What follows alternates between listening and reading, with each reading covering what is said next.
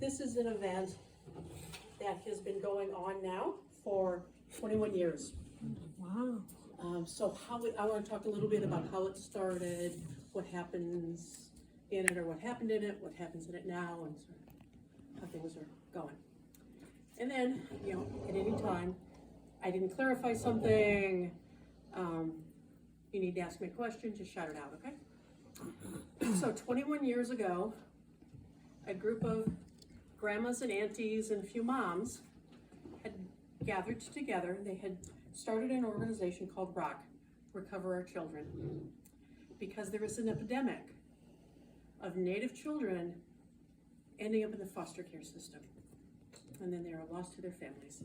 And even though we have the Indian Welfare Act, both at the federal level and at the state level, it wasn't being followed by our courts, by anyone really. And so what is supposed to happen if a Native child ends up involved with DHS, something's going on, supposed to be looking, if they need to be removed from the home, then you should first be looking at family members who would be appropriate to take the kid in. And this really, you think about it, this is best practices for any child. Mm-hmm. First, a family member, that's going to be less traumatic.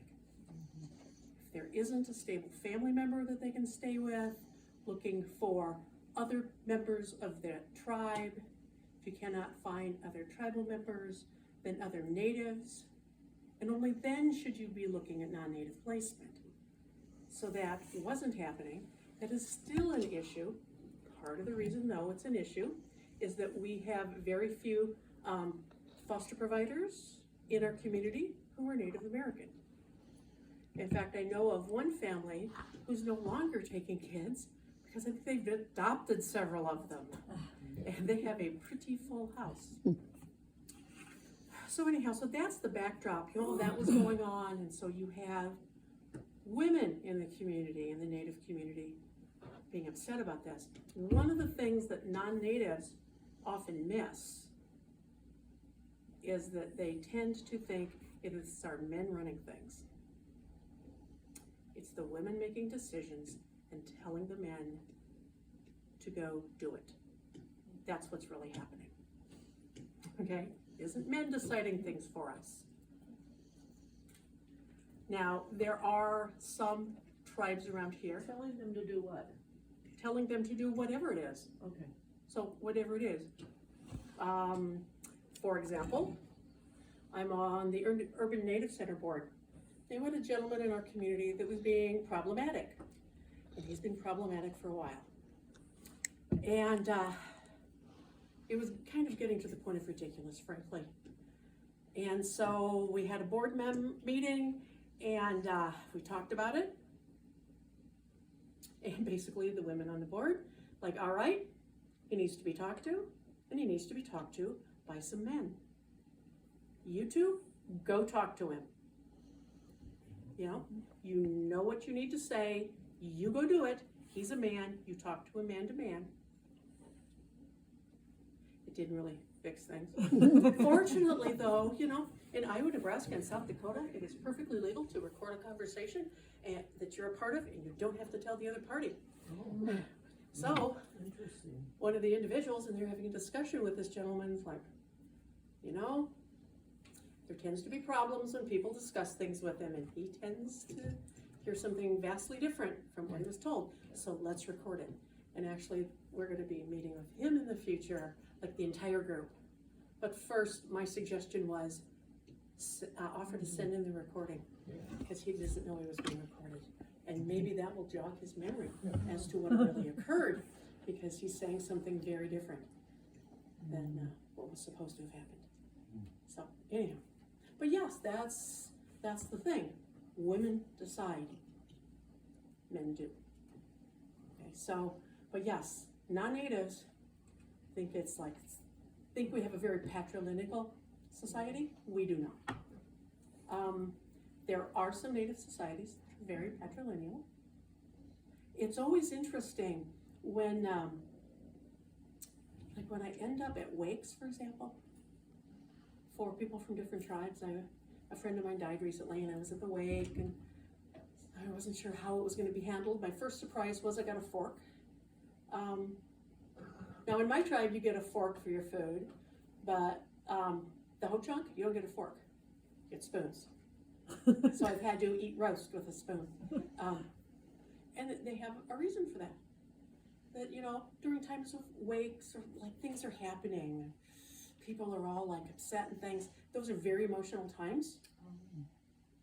And their belief is that, you know, at these emotional times, there are spirits lurking around us that would like to take advantage of us, or maybe the trickster wants to have a little fun or something. Like, yeah, like let's get into that person's head and get them thinking something a little off, and then, oh, we have forks or knives around and bad things could happen. So no, only the very trusted people. So if you go to like a memorial dinner or something that the Ho-Chunk are putting on, you have typically a bunch of women who are serving the food, and yes, they're using knives and forks and all those things, and they're putting stuff on your plate, like great food, and you got a spoon. You're gonna eat this stuff with. Hey, anyhow, hello there. How are you, Lori?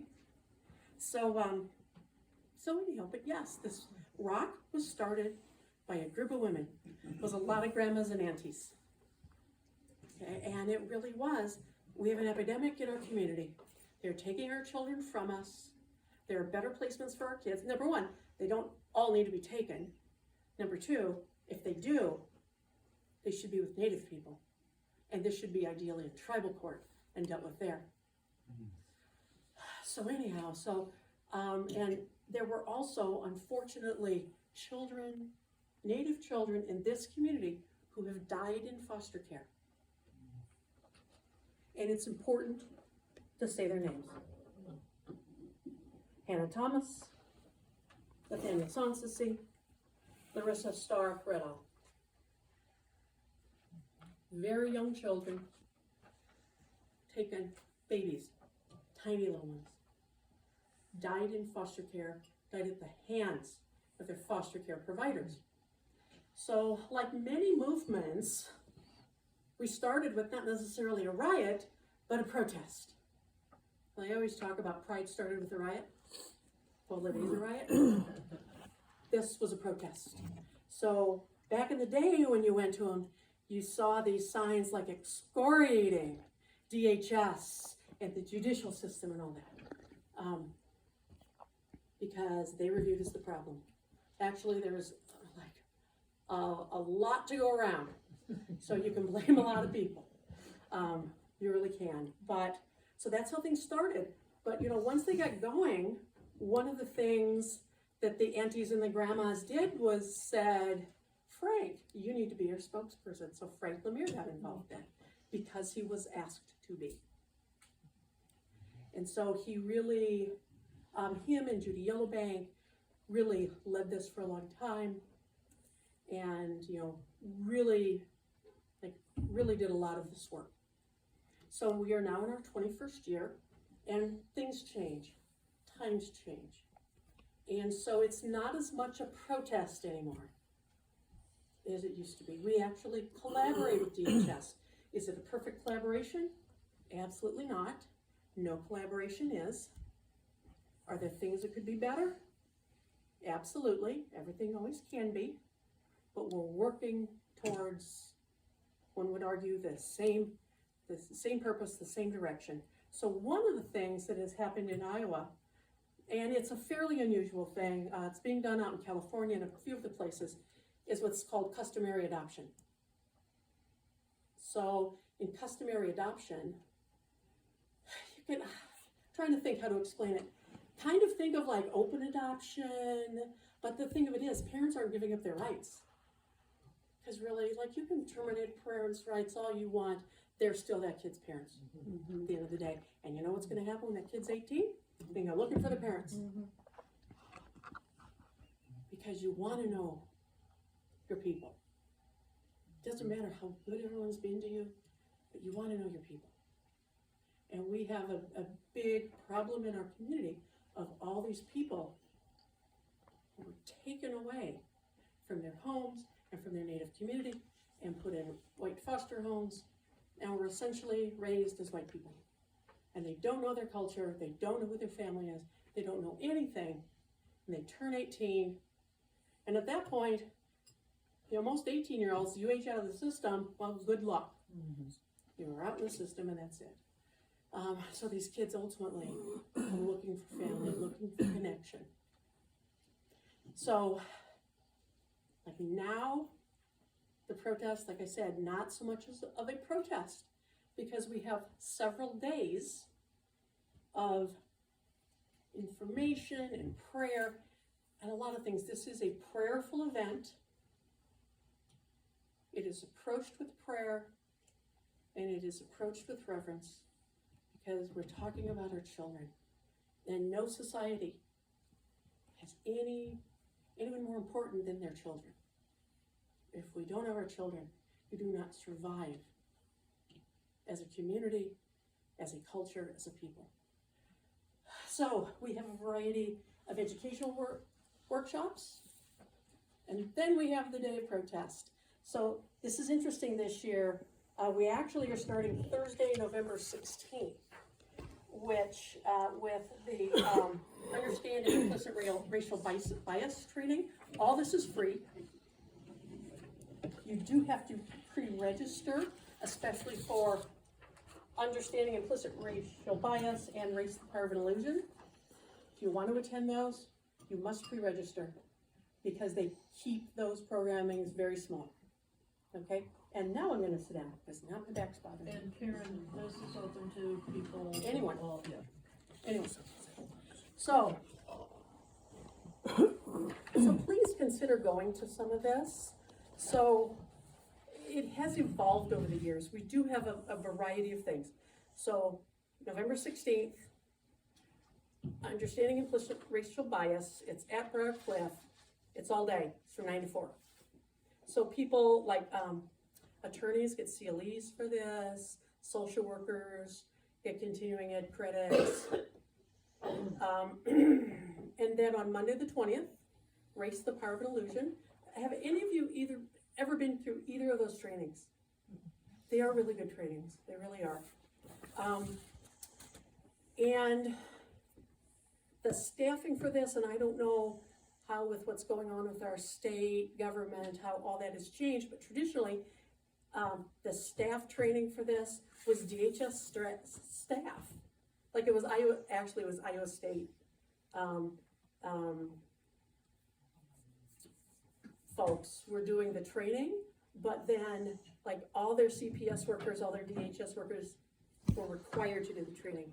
I don't know if they're still requiring them to do that.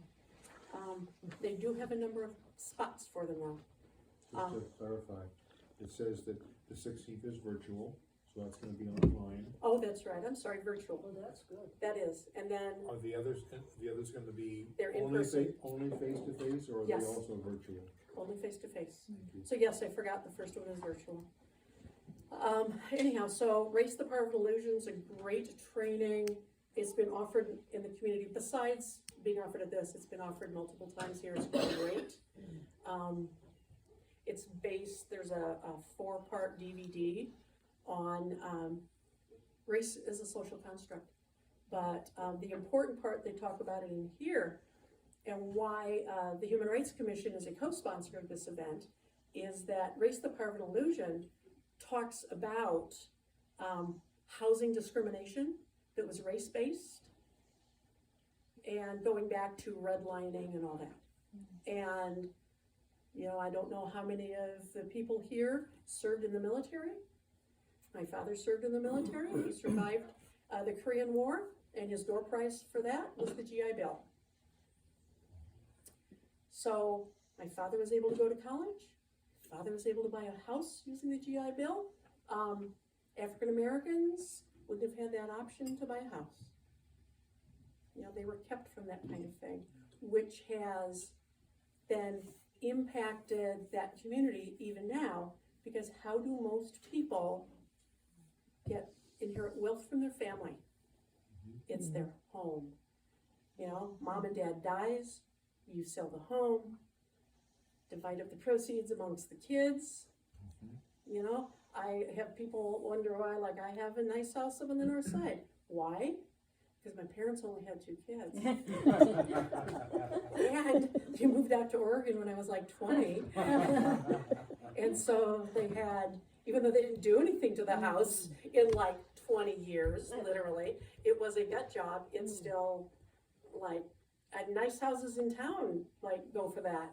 But, so I was able to take that money, get out of debt, and then put a huge down payment on a house that otherwise I couldn't afford. But African Americans don't have that ability. The interesting thing too, you know, I was looking at my father's DD 214, and you know, my father was more than half Native. You could look at him and clearly understand he was Native, and his DD 214 says he was white. So I don't know if it was you were either white or you were black. I don't know if that's what they did. I really don't know. But I need to like look at other ones and see, like other DD 214s Which for was kind of family members. would be an advantage. It would be, because then you get things like the GI Bill.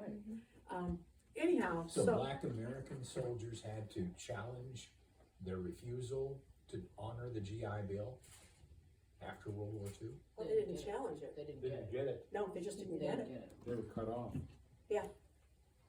Yeah, there was no challenge to it. They just didn't get it. And then, even if they had, redlining Yeah, would have been a huge problem, so they Yes, it wouldn't have been able to get, Because there was still covenant, so they wouldn't have been able to buy in the Right. non-redlined Right. areas, and the redlined areas, they couldn't get a loan. Yeah, yeah. Or use a GI Bill if it was even acknowledged. but it wasn't acknowledged. no, And I wonder if there had been a box for Native, would that have been the same thing? oh yeah, oh yeah.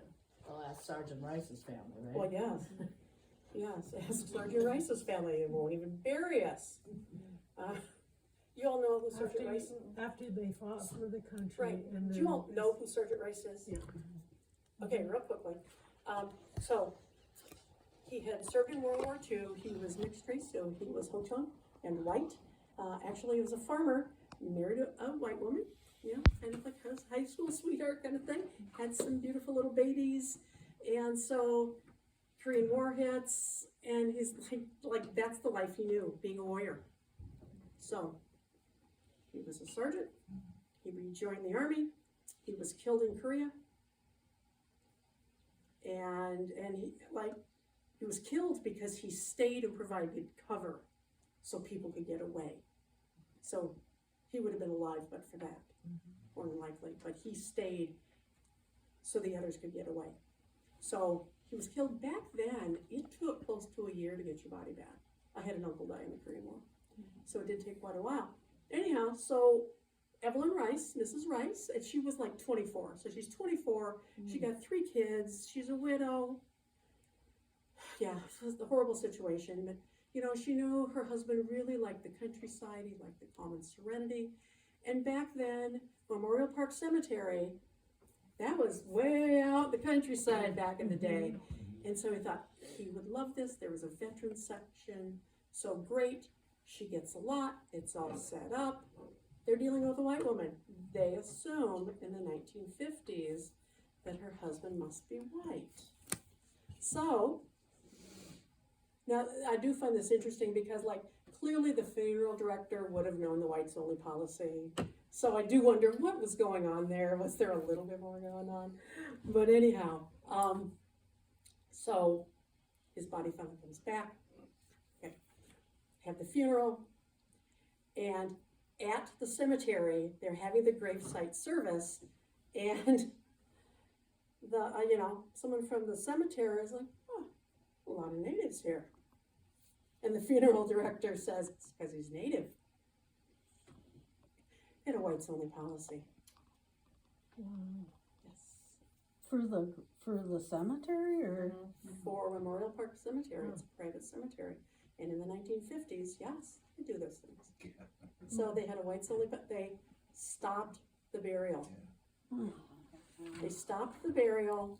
Well, they did tell her, if you sign this statement saying he's white, we'll let you bury him. She's not doing it. Like, and that's some bravery out of like Wow. a young woman in her 20s Wow. to like, nope, I will not do that. I don't know what we're doing with my husband. I'm not doing that. So, a couple of things then happened to try to sort of move everything along in an interesting track. It took an interesting track. Okay, the funeral directors retrieve his body, take it back to the funeral home. Meanwhile, start calling VFWs. Now, my understanding is there's 2 VFWs in Thurston County, and one's native and one's white. Am I right? Okay, I'm right. I just always assumed because of where they were located. So they were both contacted because one of the things in many indigenous cultures, we don't leave a body alone until the person's buried. And typically we have like timelines when things are supposed to happen. You know, I'm white on my mother's side, and then of course Santee on my dad's side. And I had a death in my family this week on the white side of my family. And my cousin's the funeral's not until the 1st. Wait a minute, I can count to 4, I know when that funeral should be. Because we have wakes, then you bury them before nightfall. And there's other things you do, but yes, we have a time frame, we know, and yes, so stay with the body for 4 days until they're buried, like what's wrong with that? In fact, I've never understood people that don't do that. When our father died, yes, we had wakes. And we had one in Sioux City, one in Santee, because he was in Oregon, that's where they lived when he died. My mother died 3 years later, same thing. And my brother says to me, well, did you want to hold a wake for Mom? And I was like, she was white. Our mother may be white, but I'm not. It's like, of course I'm having a wake for Mom. Like, you participate if you want to. I'm having a wake for our mother. It was only a 1-night wake, but still, had to have one. And I couldn't imagine, I cannot imagine, like, leaving your loved one before you have put them in Mother Earth. Like, how someone could do that. I understand culturally, a lot of people do it, but I don't get it.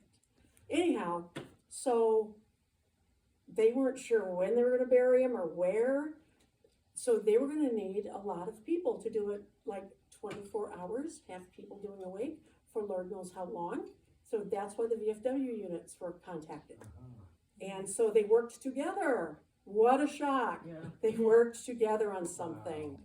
So they, what I have read is they would have one from each one of the opposing VFW units. They were both there standing guard because that was their brother. And meanwhile, though, the head of, I think it was the head of the white VFW unit, he got things going. And so in very short order, President Truman found out.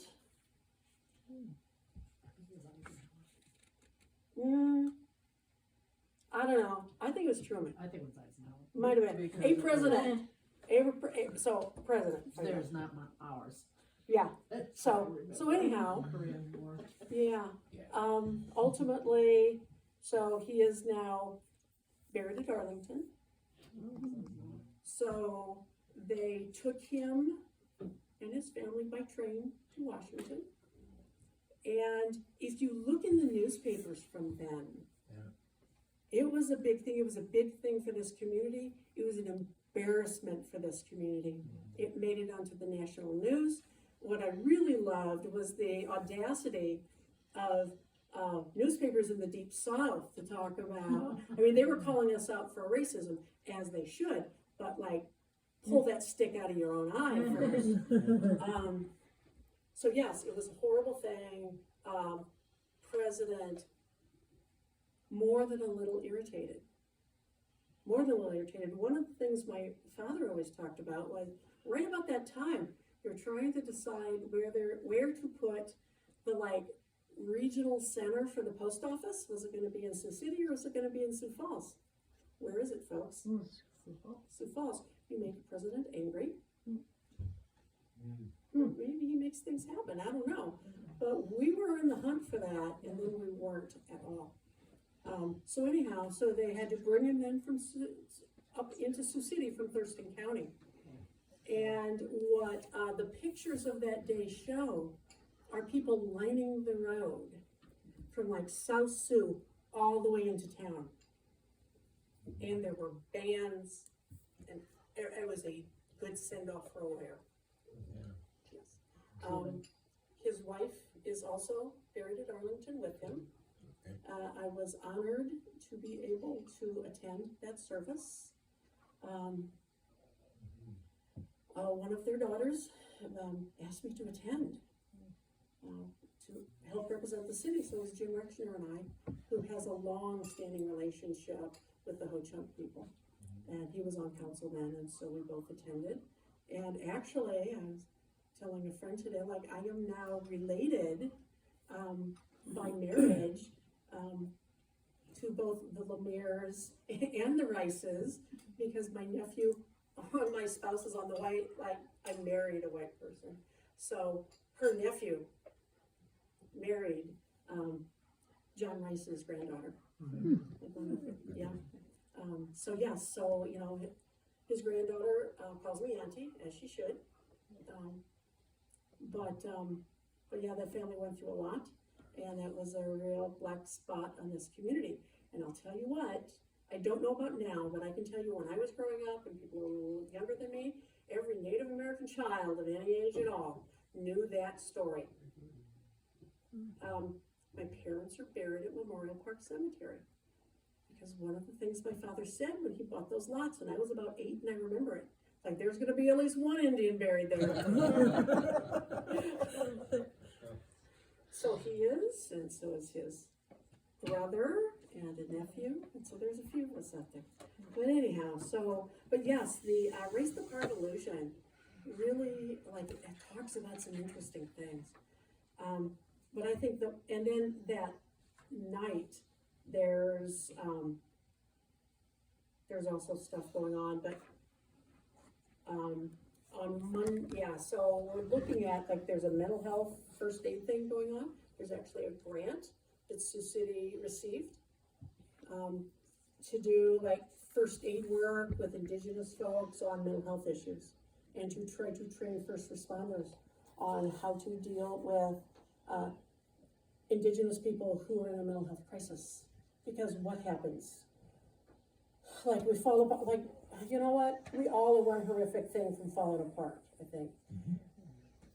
You have a lot of stress and drama in your life, and at some point, it's like one thing too much, and you kind of fall apart. Well, sometimes the reaction someone falls apart is then the police are called, and that's how you see brown and black people end up dead.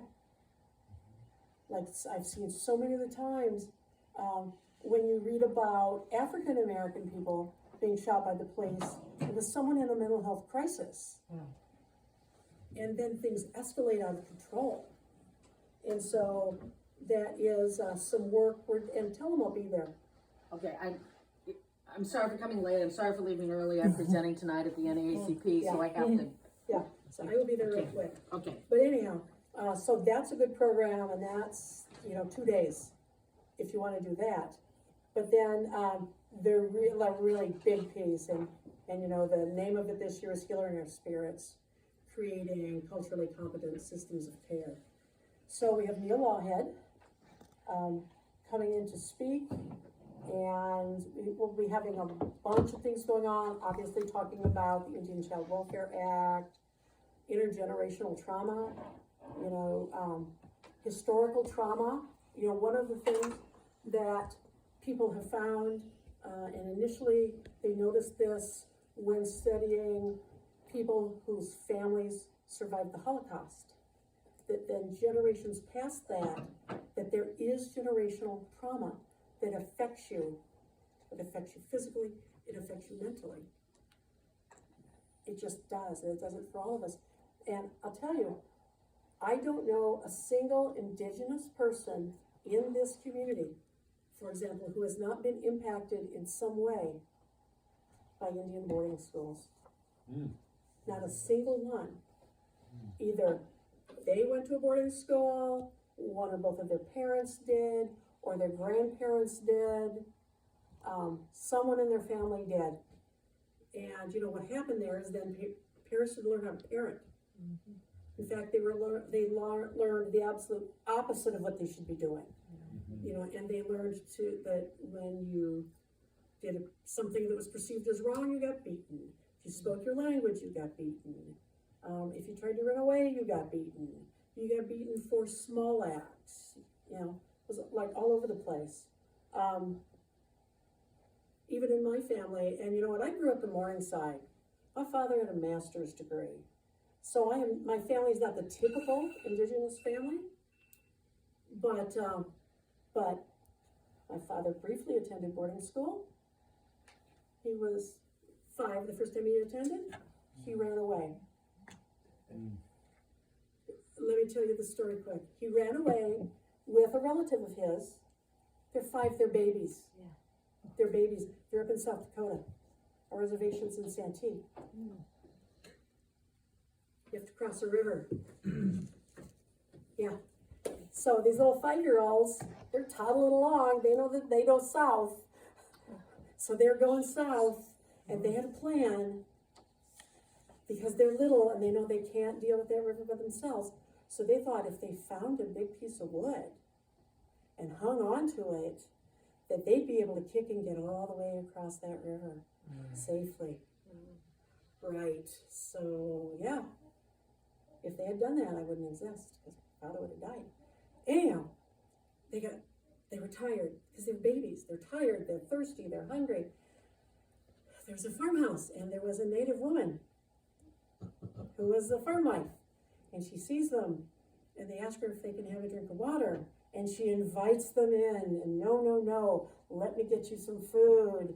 And so she's feeding them and taking her time. Yes, she knew exactly what was going on because she'd seen it before. She knew how dangerous it was. Those kids were going to die. She sent her husband after the priest at the boarding school while she held the kids there for as long as she could. She did discover that she was related to my grandma and the other boys' mom too. And so when the priest got there, she promised the boys that she would write their mothers and tell them what had happened and that they needed to come get them. And that is what happened. Then came and got them. And really, like for my dad, it wasn't, he didn't get, you will hear of kids getting picked up and forced. That wasn't the situation with mine. My dad was born in 1926. So it's in the depth of the Depression. They couldn't feed all their kids.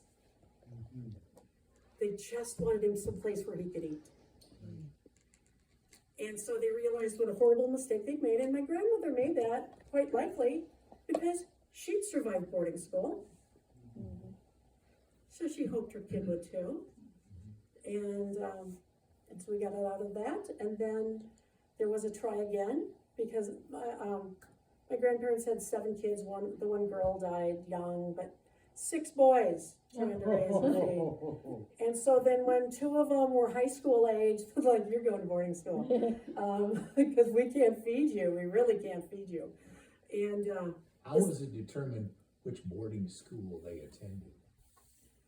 well, the different here some of it is, sometimes they wanted to get a kid as far away from their family as possible. So sometimes it was that. If it was people snatching the kids up, they might really take them a far way away. You know, in my family's instance, they were a little closer because theoretically then the family could visit. It wasn't a snatching thing and so much, please take care of my child. And also the grade level and different things. Susan LaFleche went to Carlisle, Yes. Pennsylvania. Uh-huh. What happened to the Carlisle, Pennsylvania model of schools? How did the rest of them?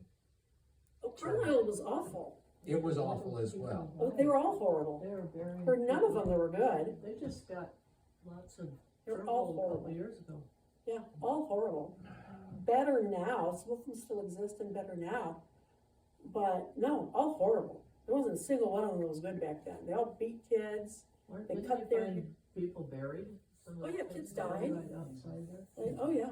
Did she receive her medical training there, No. or did she get a boost, or have She a got her gifted medical teacher or training two? elsewhere, but still, not a good thing.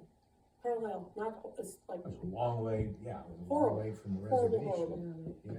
so the second time, my father and his older brother had to, they had a family member that worked at Flandreau and, at the boarding school, and so he got them summer jobs, so they were up there working in the summer, but pretty quickly, people in the community were like, where's our football team star, fullback? Oh, he's gonna be playing for Flandreau this fall? Oh. Like, what? Yeah, no, really. Priorities. Yes, and so a job was found for my father in that river where I lived. I'll be darned. Yes, so the local grocer hired him for the exorbitant fee of $5 a week. So like work probably 40 or 50 hours a week, all hours, but at least he could stay home. But after my grandmother died, when my dad was a senior in high school, my my grandfather was dying of cancer, so he was actively dying. So, their three youngest kids, the youngest was 5 when their mother died. 5, 7, and I think 11, and they then all ended up in boarding school. Some of them graduated from boarding school. The youngest one was able, like the last year to go back to Newberry and graduate from there. But generally, and he talked about, he got beat every day by the other kids. He was skinny, pimply faced, just kind of a dorky kid, and he might have gotten bullied anywhere, but he just got the hell beat out of him every day. And it was just a horrible experience, never a good experience. But anyhow, so, this talks about all that, and talks about, like, what we need to heal ourselves. And so, yeah, we're gonna have a variety of things. I'm sorry, would it be all native children at the boarding schools? Yes, Okay. yes. On the, where it says understanding implicit racial bias, Mhm. is that specifically bias against natives or a general bias? General, yes. So both race the power of illusion and understanding implicit racial bias, the focus is not specific to natives, but all people of color. So anyhow, so there's a variety of events. Tuesday, the only thing you might have a cost is if you go to that, if you wanna have lunch there, you're gonna pay for your own lunch. It's like $10 and change. You can pretend you're a college kid again, or something, and eat pizza for lunch, and drink soda and all this stuff. All these events will be at Baraco. Yes, And there's no charge? no, Oh, okay. I'll be going. we find money all year And your round. $10 for lunch? Yeah, we have, been meeting, trying to think, January? Probably about January, started having monthly meetings. And, so then you come to Wednesday, the day of the march. So if you want to attend the march, things are gonna get going about 7:15. We're trying to do just a little earlier because what ends up happening, the kids get back late to school. That's not good, because we do have some kids that are involved in this. So it starts at War Eagle with a prayer. We have 4 stops. So, and here's the thing, if you wanna participate, you can participate in a little bit of it. You don't have to march all that long distance in whatever kind of weather. But it's important for allies to show their support. So come if you are able, come to any part of it. If you're a morning person and you love being up in what I consider the middle of the night, go pray. Go up to War Eagle and pray with everyone. We need those prayers. If you can't do that, but you want to head over to the convention center because they'll be there around noon, go there. You can do whatever piece of it. So they'll start War Eagle, go down to Rosecrans Jackson, have a prayer stop there. It's also, they get to warm up. Go inside, warm up, have some prayers, and then the big section of it is then walking from Jackson, Rosecrans Jackson, over to the Urban Native Center, which y'all know where Wendy's is on Hamilton, Yes. it's the block behind that. So that's a hike. And then from there, they have a prayer there, and again, you got bathrooms, you can get warm or whatever, and then they go to the courthouse. Now, the difference is, you know, it used to be, they went to DHS, they went to the courthouse, and we were hollering around, waving our signs and protesting, and now judges typically come out and talk, and it's much different. It's much more, how can we do this together? And then now it ends at the convention center, and then we have a lunch there and just have some time to fellowship. So please consider, as allies, coming and being a part of that. It is important, because you know, in any movement for justice, the allies get us as far or farther than we can.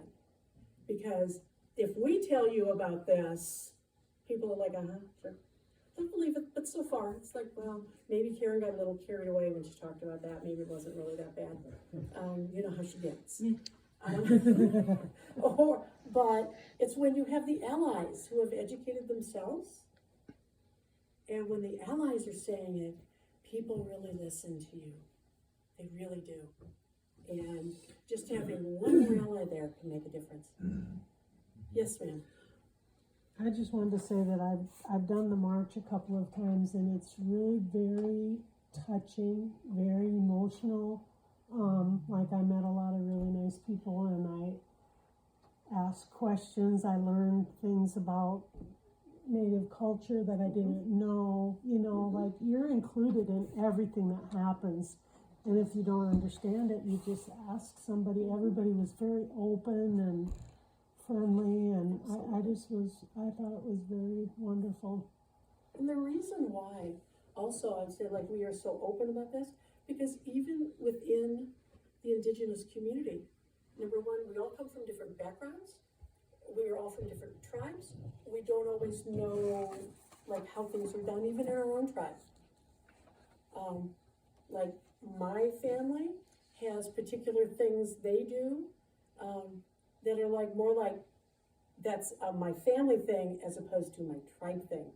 You know, and so if you have a kid that was, like, not raised in the community, or, I said, my parents made a very conscious choice when we moved back to Sioux City after he got his master's degree, that we lived in Morningside.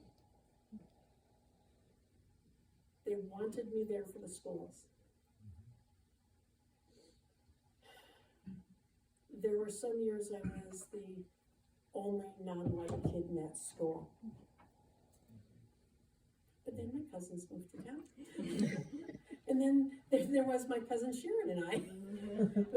Tell me that didn't confuse people. Karen and Sharon. Oh. Luckily we were a year apart, because, like, still, like, you look at a picture of the two of us, you'd think we were twins. But anyhow, please, if you can, any questions? So it's okay for us to put these up at, like, our church, at the senior Please. center? Please put them wherever you can. So, Yeah. we could, if you wanna read some. I will leave them all. Do you know, if Val Yukon has any of these on, you know, the walkways downtown, or anything, you talked to her about putting these? I have not. Oh, I don't know. Yeah. Oh, that'd be great. I'll Yeah, start down there. yeah, because it would be great to just She puts them on the walkways and just. Yeah. get them all over. So that would be very good. While I got you here, there's another event that you can think about coming to. We haven't even started planning this yet. Because why? Why bother? Anyhow, the Dakota 38 plus 2 event is always December 26th. As far as I know, we're having it at the museum. I will send you information once I know. I gotta get with a few people. The other day it was like, oh, it would be great if we started planning that, you know, more than 2 weeks before. December 26th? December 26th. Okay. So that is the date of the largest legal execution in the United States was December 26th, 1862 in Mankato, Minnesota. It was 38 Dakota warriors after the Minnesota uprising, and as a part of the Minnesota uprising and all that, which happened because we were starving, then there was a removal act in Minnesota that removed almost all natives from Minnesota, not just the Dakota. So that affected the Ho-Chunk, for example, who you all know as the Winnebago. They were removed from there. And there were a few Dakota who were allowed to return. They were people who were deemed by the government to have been loyal to the U.S. government and who had provided aid to white settlers or whatever. And I have one last comment about that, and then I need to leave, which is, that was a complex issue. That was, because there had been so much intermarrying between the Dakotas and white people, and I don't think the other tribes around here were quite as intermarried with the white people as we were. But, so I have white blood on my native side going back to 1805. Okay, so, so much intermarriage that, yes, some people did help white people. Those were their relatives in many cases. You're gonna help your relatives. One time I do genealogical research, sometimes I was looking at something, and one day I was looking at something that was talking about the white settlers killed in the Minnesota uprising, and I'm looking at the list, and I realized not the first, that's probably Andrew Myrick, but one of the first people killed in that, I'm descended from on my native side.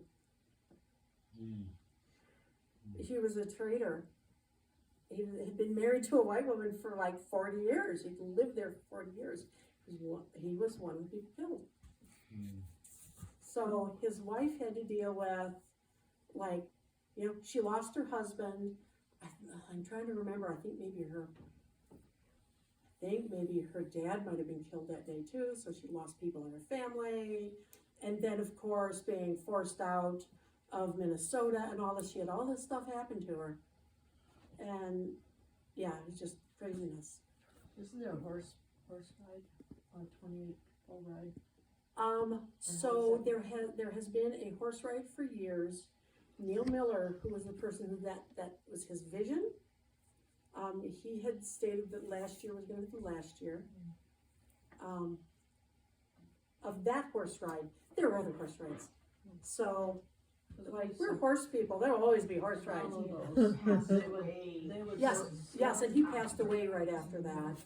So, we'll see what happens with that. But yes, there's been a horse ride for years. And if you really want to think about the things people faced. Like, take a look at that weather. Like, end of December. And actually, the horse ride always made me focus on that, of like, my people were out in this. Because they rode a long ways. They rode through a few states, didn't they? Come from South Dakota? South Dakota? Yes. Or just South Dakota, South okay. Dakota. But think But about it, Western South Dakota. our people were walking for the most part. Woman I'm descended from was pregnant and walking or riding in a wagon from South Dakota to Crow Creek. And why did they call it 28 plus 1? Plus 2, actually. Or 2, excuse me. So it was 38, so 38 plus 2, so 38 people were hung. So how, like, some of you are old enough, you remember the old museum up on Pierce Street? And you remember how you'd go to the museum and then you walk upstairs, you'd go on the second floor. You walk up the first flight of stairs, you're about to go around. There was a picture there. There was a picture of that execution. Yes, so there's like a painting of the execution that the museum had here, I've always. Anyhow, so 38, they made a square gallows and hung them all at once. And then there were 2 leaders that they hunted down and killed later. Okay. So that's why it's 38 plus 2. For a long time, we just said 38. Now, it really, everyone says 38 plus 2. But yes, that will be December 26th. We have a meal, it's considered a memorial dinner. So it's a prayerful event, it's not us protesting, or it's thinking about our relatives. And, thinking about how that affected us all. It affected the Dakota people here, it affected the Ho-Chunk people, because they were also uprooted. And, why? Because our people were starving. It really is. Yes, some of our younger men, killed some white people. Yes, that's what started it, and some of it was some guys, come on, you too afraid to kill them? It's like younger guys being younger guys, as they will. That is why we typically don't, we all think about, we want older people to lead our younger people, lest their emotions run heavy, and they did. But you know what? In for a penny, in for a pound, they were gonna come after us anyway. So you gotta fight. Sometimes you just have to fight. That really started just south of here by Ottawa, where the natives are starving. They had the women go out just for field corn that was left over, and a farmer whipped them, got them going. Then they go up to Minnesota, the border, the lakes. Then they cross into Minnesota. And Minnesota, if you were the North Country, is a good story of almost every white founder of the state of Minnesota had Native American wives, children, until they didn't. Yes. Become a state. But that transformation from Wisconsin, that push word of tribes into each other, into the Dakotas, it's really kind of like the small, what happened to natives happened in Minnesota so intensely and so quickly. You got the Civil War going on at the same time. They wanted to hang 300 some that day. And Lincoln said you had to have witness, you have to have some, you can't just hang 300 people. He's in the middle of a civil war. But the pressure on that and the push into the Dakotas, the natives are jammed up against tribes they don't like maybe necessarily. Their shortage of food. Yeah, that's a good history of Minnesota. So Lincoln's a touchy subject for some of us. Right. And I have white friends that keep saying, but he pardoned all these people. He did, but they were still innocent people that were executed. And people really that, they had 15-minute sham trials. Well, at the end of the Civil War, they didn't hang 5,000 Confederate Right. military leaders. No, they Yeah. didn't. No. So the other thing that happened in my tribe, and I do not know what happened with the Ho-Chunk. I'm hoping it's a totally different thing. But in my tribe, there was more or less a wholesale conversion to Christianity. People gave up their native ways of worship and chose to become Christian. And I am descended from one of those men. And was not unusual for a Dakota man. He had more than one wife. Not unusual. Not everyone did, but not unusual, because women had a lot of responsibilities. So if you could possibly have a second wife, you might entertain that notion. And you think about, though, it's not like when you watch Sister Wives on TV and they're fighting in that and they're squabbling because the man's the center of it. You think about when a man married a woman, who did he live around? He lived around her family. He lived with her family. And so that's one of the reasons why you may not have had issues with spousal abuse. Try beating up a woman when you're living around all her family. It might happen once. You're never doing it again, because that will get taken care of. So, if you're looking to take on another wife, where are you going to be looking? Her family, her relatives. So, the women's relationship is going to be primary. So, in my family situation, Maggie had married John, and later he took on another wife. her younger sister. In fact, what got really confusing, when they had daughters, they named them after each other. Yeah, that was fun to figure out. Because they're sisters, they love each other. Yes, they're sharing a man. Okay, half the problem. And I got my sister with me too. It all worked out. Except then when he goes off and becomes Christian, and after he becomes Christian, he is told, you know, Christian men only have one wife. Pick one. He picked the younger sister. So Maggie was what they called put away. Fortunately, and she was pregnant at that time, so, but fortunately she had some older boys that were at the age, boys, they were men, they made sure she was fine. You know, she had 3 sons, they took care of her. But yes, that like decimated families. When we talk about like this country being like so into families, like no, not ours. They do everything they can to hurt ours, even still.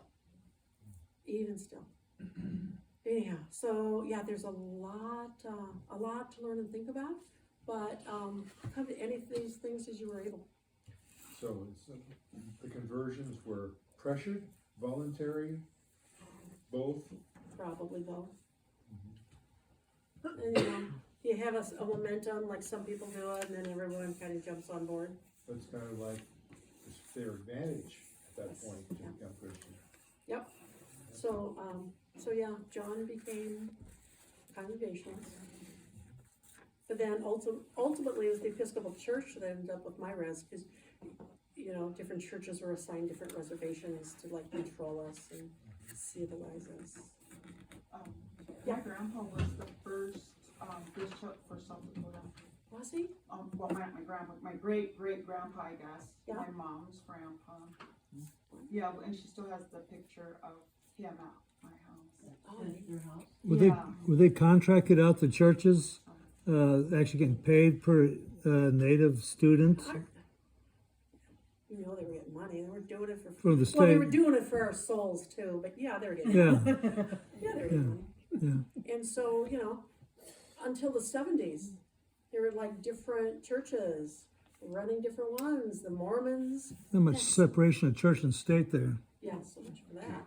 Yeah. So now, you know, boarding schools still exist, and actually, my father, like after, he ended up working for Indian Health Service. He was actually trained as a psychiatric social worker, but then he's like, you know, a pencil pusher, you know, okaying contracts and stuff for the feds, because it was good money and a great retirement.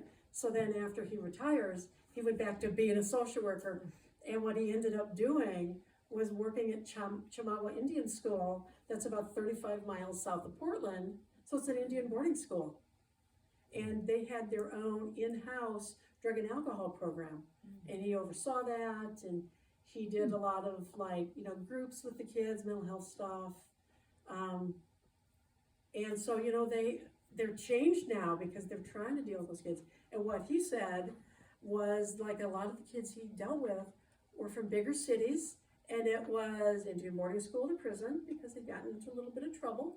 And I can tell you, having been a public defender for a while, yes, sometimes that was offered to kids, like, would you rather go to boarding school or do you want to go to kiddie jail?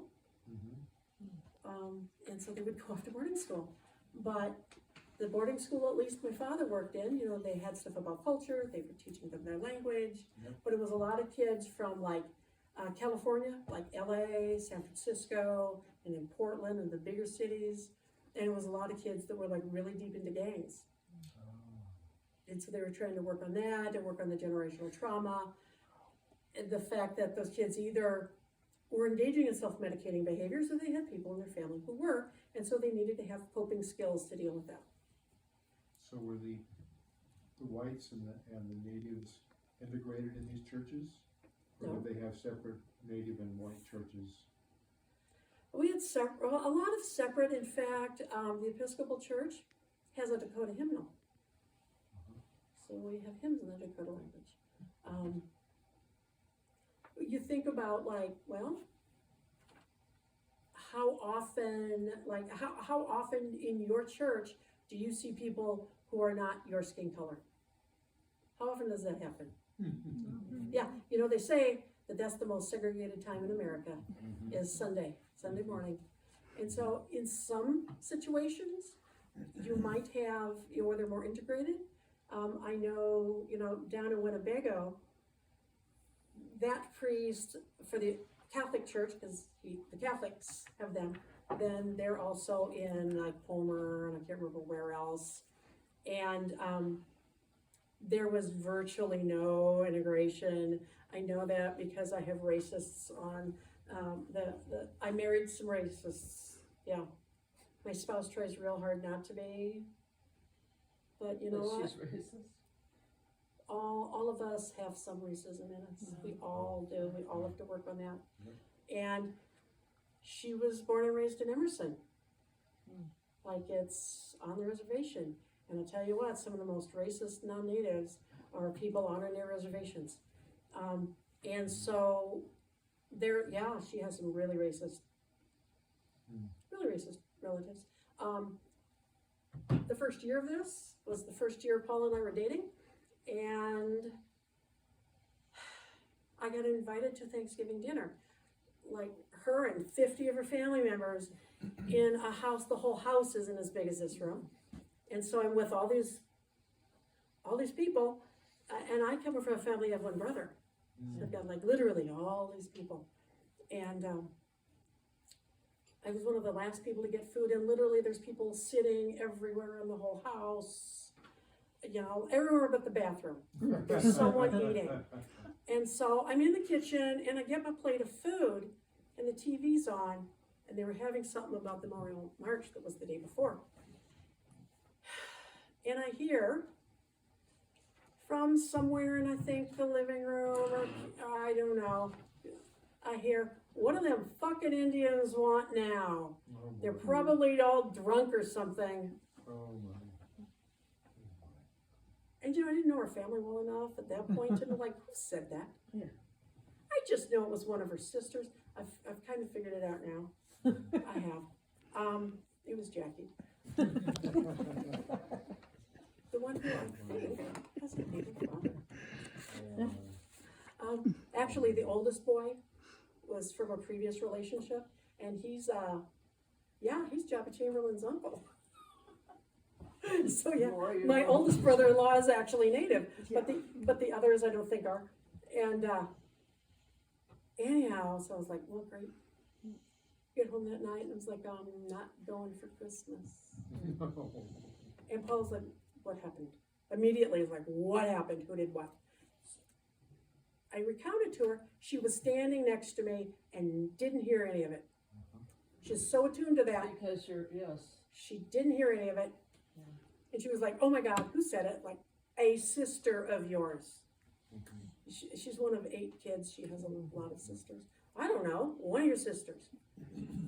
Calls her mother, oh my God, this happened. Kara's not coming to Christmas dinner.